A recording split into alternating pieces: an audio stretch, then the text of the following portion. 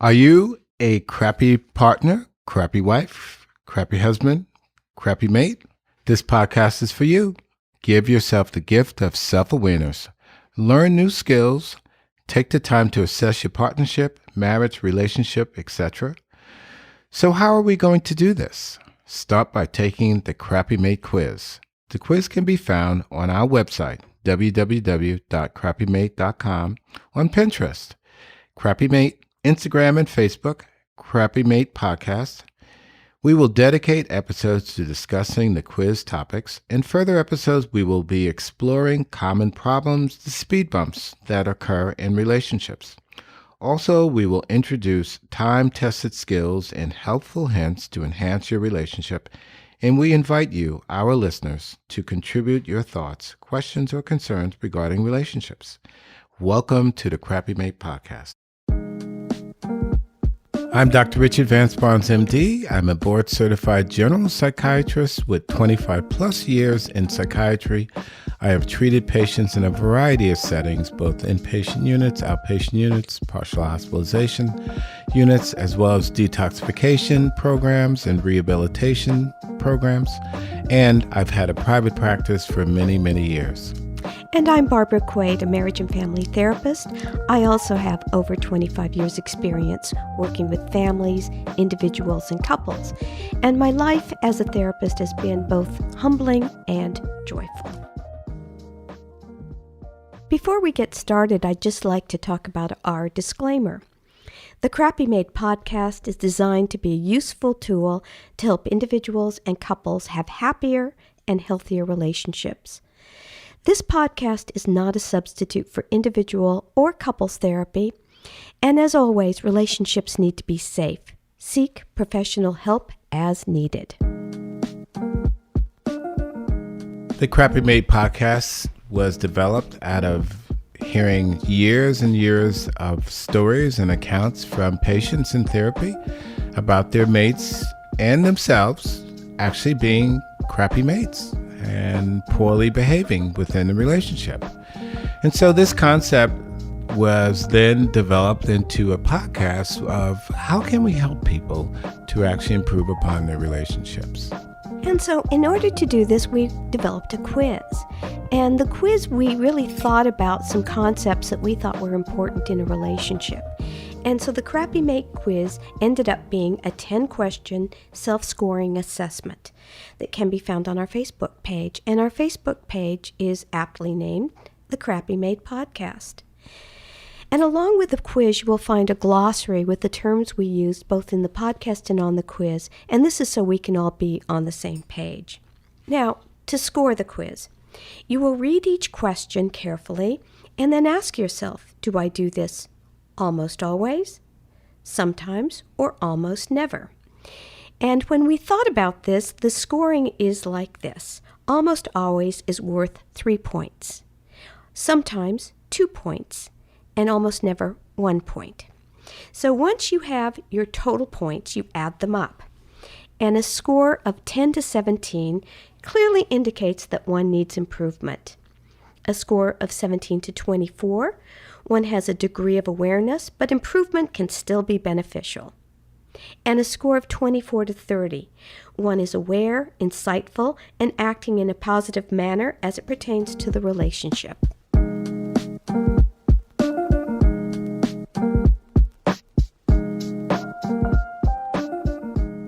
Well, welcome to the Crappy Mate podcast today.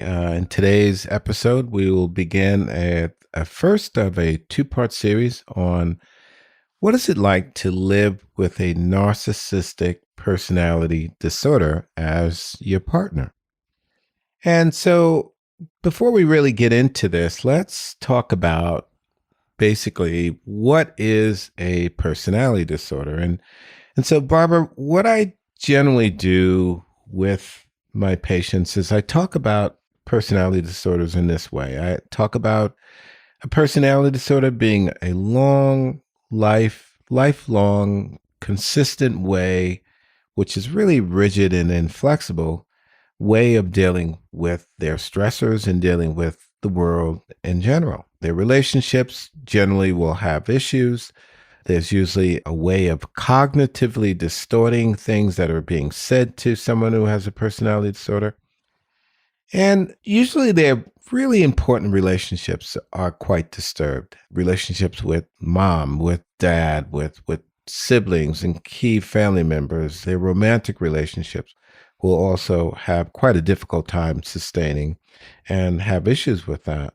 So the personality disorder also is something that I tell my patients you don't have to be really an expert or very well trained in this to know one. It's because there's a internal feeling that you get when you're around someone who has a personality disorder. And it's almost as if you get this annoyance that happens and they seem to get under your skin. And I think it has to do with the way they defend themselves in the world, meaning that they don't often see their impact on other people. And Yeah. so it becomes very difficult for them to actually to be in the world, really. And so for the narcissist, they really have a difficult time with people in the world.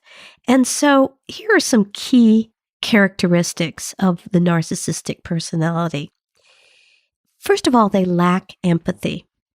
They lack empathy for others, definitely. They're often interpersonally exploitative, which means that they take advantage of others for their own gain, for their own ends, for their own goals, for whatever reason. They use people. And then they're often envious of others. Or conversely, they believe that others are envious of them because they are so wonderful. They're often arrogant, haughty, and they have that kind of attitude towards others. They believe that they're better than others. And of course, then there's the grandiosity. They're more beautiful or richer or smarter or somehow more special than anybody else. Wouldn't you say? Yes, and I call it the one-upmanship that they'll play when they're trying to interact with people. They always want to be on top. They never want to be upstaged. And so you know when you're dealing with a narcissist because whatever your point is, it's not ever good enough. It's not ever to the real point that they want to establish. And so they do this thing where they always put themselves on top. You know, they want to be the better talent, they're the smartest, they have the most to offer people. So it's a difficult personality to really be around because they're constantly putting you down or they're putting themselves above you. And so it becomes a really difficult thing to be around in terms of that personality type. You had a very interesting story that you wanted to share with our listeners about the myth of narcissism. Yes. So this is the myth of Narcissus. And Narcissus this is a Greek myth, and it's been told by Homer. So I wanted to let our listeners know a little bit about it. Probably many of you have heard the story, but it's a really wonderful story because it gets to some of the key characteristics of narcissism. So Narcissus was the son of a nymph. And even when he was a baby, he was a beautiful, beautiful child. And everyone saw him as this beautiful, wonderful child. Now, his mother was concerned about him. So she went to a seer. And I think this is not an unusual thing. You go to a seer to find out what your son's life is going to be like. And the seer prophesied that Narcissus would have a long and happy life if and only if he comes to know himself. Now, keep that in mind as I continue with the story. So the story goes on that Narcissus and Echo, another nymph, were running through the forest. And Narcissus, they're chasing each other, and he comes to a pond, and he's thirsty. So he bends down to this beautiful crystalline pond, and he sees his reflection in the pond. And guess what? He falls in love with himself. Now, this is where it becomes difficult because once he catches his own reflection and falls in love with this beautiful youth in the pond, he forgets about all his other needs. And so Narcissus ends up dying because he's not sleeping or eating, and he just is there by the pond looking at himself in the pond. So the seer's words rang true. Narcissus was unable to know himself. He didn't have any insight. In fact, he was paralyzed by his own love of self. He didn't move from the pond, and he died in his youth. Now, knowing oneself is difficult for the narcissistic personality disorder, and I would say that they don't ever know themselves. They don't give themselves a chance for that because they fall for their own grandiosity. Well, that's interesting that their grandiosity, because I think their grandiosity is something that keeps them out of therapy. And quite often they come into therapy not under their own volition. Something has happened. There's a major event that has happened. For instance, a spouse is threatening divorce if you don't get your act together. Or you may have been noticed somehow that people that are under your supervision at work, they're all leaving. And, maybe the head of the corporation now is starting to understand something may be going on with how you're relating to people. So they don't come into therapy willingly in most cases. And because of that, I think it's a very hard personality disorder to actually treat. Well, from my own experience, I can tell you that when someone comes in to the office, it's usually because of a custody case or a divorce or something of that sort. And when they come into the office, because remember, they didn't come willingly, they will look around and they'll question just everything about my credentials, or have I ever worked with somebody who had the same kind of problems as this person? Did I have enough expertise? And that's always a telltale sign for me. Yes, you're being put down or you're being examined because you don't really measure up to their eyes. And no one ever really measures up to their eyes, because if they did, then perhaps it would put them down or they would think less of themselves. So I think it brings back full circle to the point of the lack of insight that they have in terms of their own personal development, as well as their ways of treating other people. They usually lack that insight. That makes them very difficult to come into therapy and to ultimately to get the help that they do need. Well, Dr. B, one of the things that I always think of is I have to watch my countertransference with a narcissist. And listeners, when I talk about countertransference, it's what I bring into the therapy session and what my thoughts are. Do I like the person sitting across from me? And I got to say, sometimes if somebody is already from the get-go questioning your abilities or questioning your expertise or questioning where you went to school, it's a little bit hard to relate to that person initially. So you really have to check yourself, I think, when you're working with a narcissist. Yes, they bring about a lot of feelings within the therapist.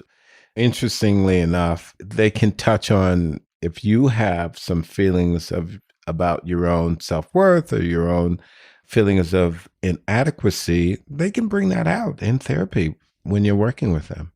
But they're also an interesting group to work with because underneath it all, internally, they feel really less than most people, which is a very interesting perspective. They have this bravado, this way of presenting themselves that they're so great and they're so well accomplished and so superior to others, but internally they feel less than others. They're like paper mache inside. Yeah, I think that's their way of defending themselves, all the bravado and all the grandiosity. It's a way to show the world, like, see, look at me, because I'm feeling so insecure internally. Mm-hmm. Yes, very much so, very much so. But you would never know it by their actions. Interestingly enough, I had a patient one time and he was quite narcissistic. And, he would make comments about my office furniture, that, oh, why don't you buy some nicer chairs? This chair is not so comfortable when I'm sitting in the waiting room waiting for our session to begin.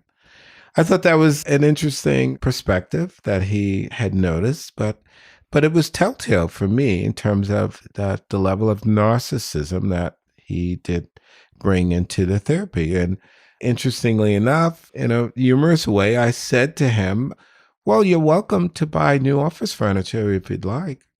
And after that comment, he said nothing more about the office chairs. Well, that's an interesting comment because he was really thinking about himself and his own comfort. Because obviously, if you had really uncomfortable chairs, he might have said, these are kind of uncomfortable. Maybe other people are feeling this too. But it's really about him. Right. It was really about him. And I think that's the key with narcissism, is that it's really not about anybody else except what they can gain and what they can establish as this great image of superiority. I would agree with that. So today we have some helpful hints for narcissism. And number one is educate yourself about narcissism. And there are lots of resources. There's so many books, articles. The internet is full of things. There's other podcasts that just look at narcissism. And number two, manage your own self-care. And I can't tell you how important this is because there's nobody else looking out for you. And if you're in a relationship with somebody who is narcissistic or has narcissistic tendencies, you're not going to be given the time to take care of yourself. So that's something you have to do for yourself. And in our second podcast in this series, we will be offering further helpful hints on what it's like to live with a person with a narcissistic personality disorder. Well, thank you for that, Barbara. And as always, thank you to our listeners for tuning in. And thank you for participating in the Crappy Mate podcast. In closing the podcast today, I just want to remind our listeners of our disclaimer.